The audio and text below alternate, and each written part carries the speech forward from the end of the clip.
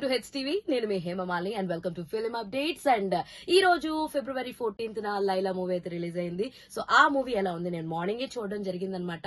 So Vishwaksen చాలా చాలా gut feeling తో చాలా నమ్మకంతో నేను చేయాలనుకున్న బకెట్ లిస్ట్ లో one of the characterisation lady getup అంటూ మనందరికి ప్రమోషన్స్ లో మాట్లాడుకుంటూ వచ్చాడనమాట. బట్ తను చెప్పినంత స్టాండర్డ్స్ అయితే నాకు లైలా సినిమాలో కనిపించలేదు.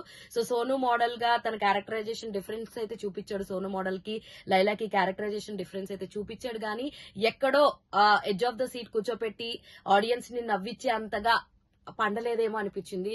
మెయిన్లీ నాకైతే లాంగ్వేజ్ బ్యారియర్ అనిపించింది అనమాట.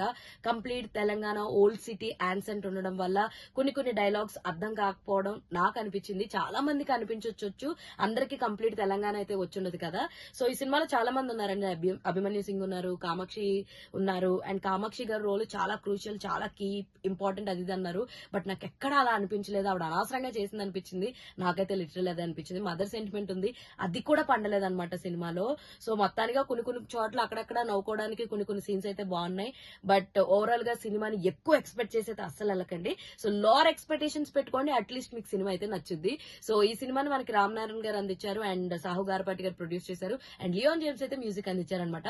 మీకు గనక ఏదైనా సినిమా చూడాలనిపిస్తే మాత్రం ఒకసారి వెళ్ళి లుక్ అయితే వేసేయండి. Laila cinema go and watch in your theatres. పైరసీని ఎంకరేజ్ చేయకండి. ఇలాంటి more interesting and more videos కోసం ప్లీజ్ డూ ఫాలో హెచ్టీవీ.